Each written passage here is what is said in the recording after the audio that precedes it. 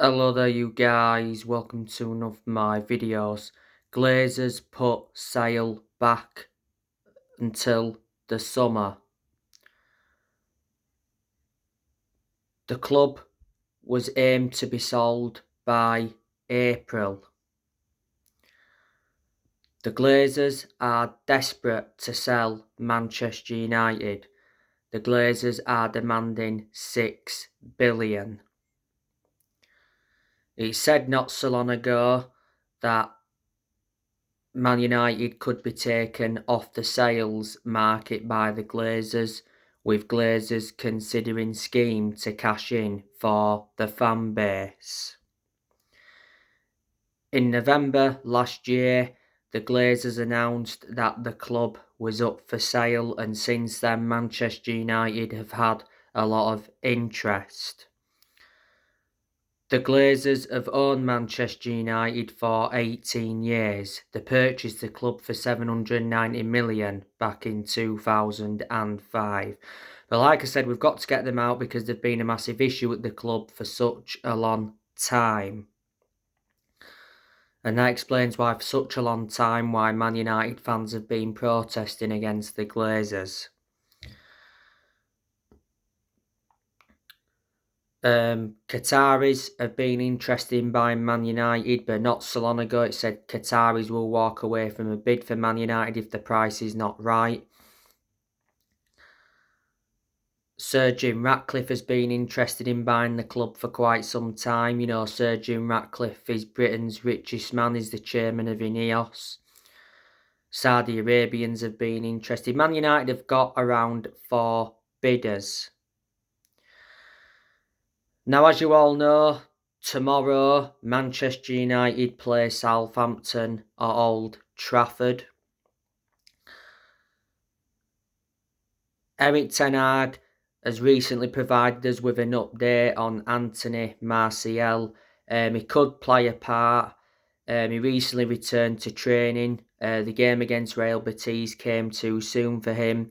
Martial's been hampered with injuries this season.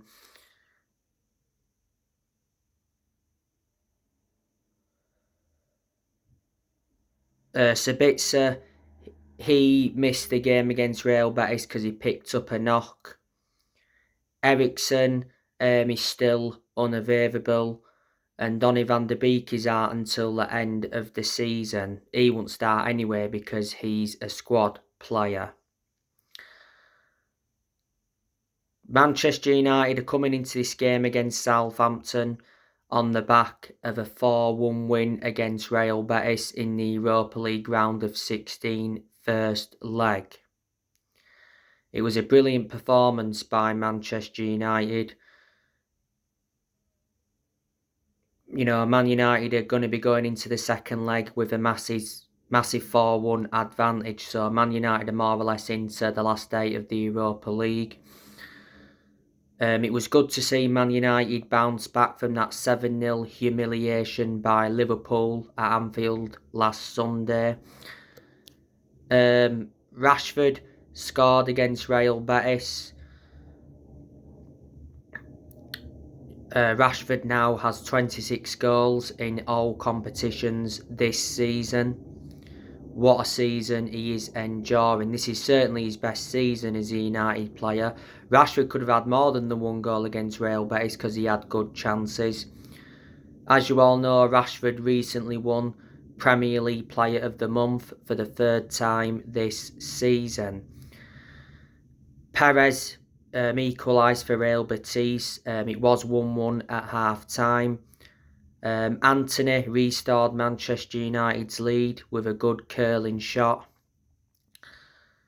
Bruno Fernandes scored for Manchester United from a corner, and he got an assist in the game. He put a fantastic performance out. You know, he silenced his critics because he received a lot of criticism in the game against Liverpool at Anfield. Oh, it was a disgrace what he did against Liverpool. You can't condone what he did. You know, he nudged the assistant referee. The FA decided to take no action. Fernandes could have been sent off against Liverpool.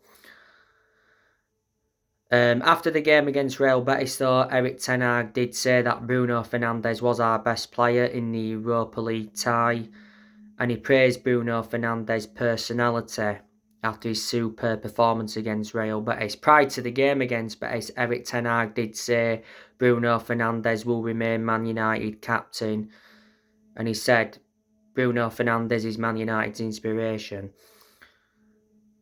Wout Weghorst scored his first Old Trafford goal, and it was his second goal in total.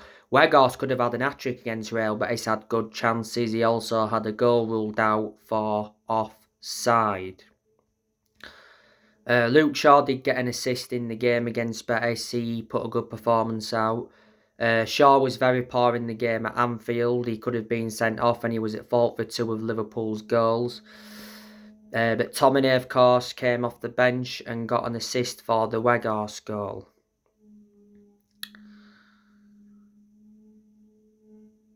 But I am expecting Manchester United to beat Southampton. You know, Southampton have really struggled this season. You know, they're in the relegation zone. They could get relegated this season. But there again, Southampton have picked a bit of form up recently. They've won 2 of the last 3. They won the last game against Leicester 1-0, and they won away at Chelsea 1-0.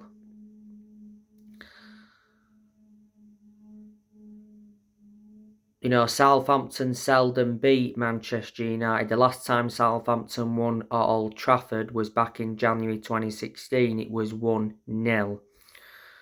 This fixture at Old Trafford last season was 1-1. A couple of years ago, Manchester United humiliated Southampton 9-0. That was Man United's biggest win since the 9-0 win against Ipswich. Man United did win away at St Mary's earlier on this season 1-0. The goal came from Bruno Fernandes.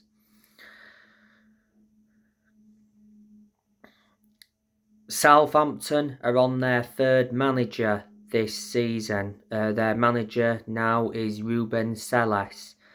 He's been the Southampton manager for a few months now.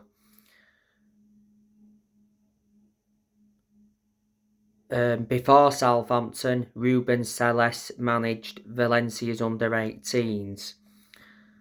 He will be the Southampton manager, by the way, until the end of the season. Before, Southampton had Nathan Jones. They sacked him. Before then, they had Ralph Hasenhüttl. They sacked him. At one point, they had Mark Hughes. At one point, they had Mauricio Pochettino. And Southampton were actually very consistent under him. Pochettino did guide Southampton to their highest ever finish in the Premier League. He got them, an 8th or 9th place finish. Mauricio Pochettino did only enjoy a short managerial tenure at the club.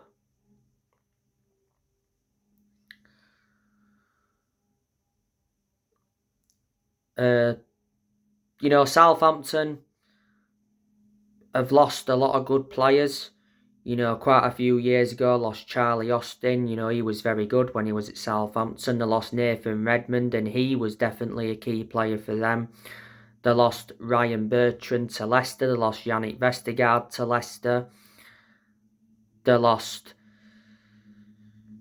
Danny Ings a while ago. They lost Luke Shaw to us back in 2014, so Man United have done transfer business with Southampton before. Southampton have lost players like Nathaniel Klein, Dejan Lovren, Adam Lallana, Virgil van Dijk, Sadio Mane. Let me just say, Liverpool have done very good transfer business with Southampton before. But anyway, they are players they've lost. The players Southampton have got now, obviously they've got the likes of Joe Aribo, who's an attacking player. Adam Armstrong, Southampton signed him from Blackburn. Che Adams, Theo Walcott. At one point he was at Everton. Walcott's a former Arsenal player. James Ward-Prowse, he's a key player for Southampton. He's one player Man United have got to watch out for. James Ward-Prowse is very good at free kicks. Mohamed El Yunusi is another midfielder they've got. Carlos Alcaraz. He's been out of injury, but I'm hearing he's going to be available for this game. Ainsley Maitland-Niles, Southampton have got him on loan from Arsenal. Mohamed Salisu, he's injured at the moment. He's a defender and he's a key player for Southampton. I rate him. Valentino Livramento, he's injured at the moment. They've got Romain Perraud. Jan Bednarik is a defender. James Bree. Stuart Armstrong.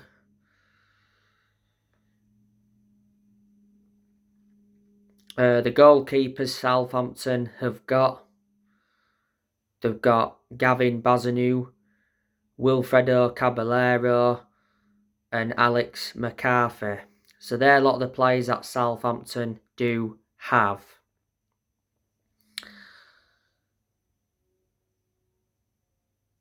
But revert back to last week when Manchester United got thrashed by Liverpool 7-0.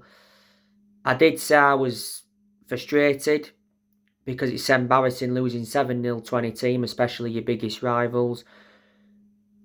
But I didn't change my perception on Ten Hag. I still came out and said, I'm still backing Ten Hag. He's the right manager for Manchester United. It was a setback against Liverpool. Man United have had quite a few setbacks this season and recovered well. And don't forget, after that humiliation by Liverpool, Ten Hag accused Man United of being unprofessional. He said we lost our heads. We capitulated in that second half. And Ten Hag sent a warning to his players saying that if that was to happen again, they would go in the under-21s. But, Ten Hag is our best manager since Ferguson. You can see the progress he's made as Man United manager. This is his first season as United manager. He's won us the Carabao Cup. That was his first trophy as United manager. And it was Man United's first trophy in 6 years. Ten Hag's got us to the quarterfinals of the FA Cup. He's more or less got us to the quarterfinals of the Europa League and got us up to third in the league. If Ten Hag can win another trophy this season, he can get us a top 4 finish. I'll underline that and say that's a successful season and then hopefully build from that. Ten Hag is like 11 months now into his reign as Man United manager. Ten Hag is under contract with the club until 2025. Erik Ten Hag was the one that replaced Ralf Rangnick. Don't forget, Ten Hag recently won Premier League Manager of the Month for February. Don't forget, Ten Hag was the one that recommended Mitchell van der Gaag and Steve McLaren in. Revert back to when Ten Hag was at Ajax, he did very well because he won every device titles, he won Dutch Cups. Back in 2019, guided Ajax to the Champions League semi-finals and developed the young players well. But when Ten Hag first came in, I did say, didn't I, that the Premier League is totally different to the Dutch League. But Man United is replicating what he produced at Ajax, which is very good. Ten Hag has brought players to Manchester United. Revert back to January, brought Sabitzer in on loan, Weghorst in on loan and Butland in on loan. He didn't make a permanent signing in January, but revert back to last summer. Ten Hag brought the likes of Malaysia in, Martinez, Ericsson, Casemiro, Anthony and Dubravka. Erik Ten Hag has spent over 200 million as Manchester United manager and he's enjoyed 2 transfer windows at the club so far. Let me put into the equation, Ten Hag has got rid of a lot of players as well. In the summer, Ten Hag is looking to make some more signings. He's targeting a central striker and a central midfielder. Man United are determined to sign Harry Kane this summer, as Ten Hag has made Harry Kane his #1 striker target. Harry Kane will hold talks with Tottenham at the end of the season to decide his future. He said Man United will fight Bayern Munich for Harry Kane. If Tottenham finish outside of the top 4 this season, Tottenham could lower their 100 million price tag for Kane. You know, I'd love Kane to come to Manchester United. You know, he guarantees at least 20 goals a season. Victor Osimhen is also a target for Man United. Not so long ago, he said he dreams of playing in the Premier League. He's been a target for Chelsea. We're in for Frankie de Jong. Not so long ago, we was in for Alexis McAllister from Brighton. We've been linked with Jude Bellingham for a long time. On the other side of things, in the summer, Ten Hag will be getting rid of players. Well, it's mentioned that he's put around 6 or 7 players up for sale to fund summer spending. I can see at least 6 players leaving Man United in the summer. You know, I think Ten Hag will get rid of Telles and Bailly permanently. He'll get rid of Dean Henderson permanently. He'll get rid of Phil Jones. I think he could get rid of Wan-Bissaka. Lindelof could leave. McTominay will leave because we're willing to listen to offers for McTominay. Van der Beek will leave. Martial will leave if we get a striker. Harry Maguire, we'll get rid of him. He said a few weeks ago that would put him up for sale, but he said Maguire will lose Man United 40 million if he leaves in the summer, as expected. Elanga's another one who I think will leave in the summer because he's lost his place in the team since Garnacho risen up the ranks and got into the senior squad. Back in January, Elanga received like 10 offers. Tom Eaton, he's another one who I think will leave in the summer as well. So there you go.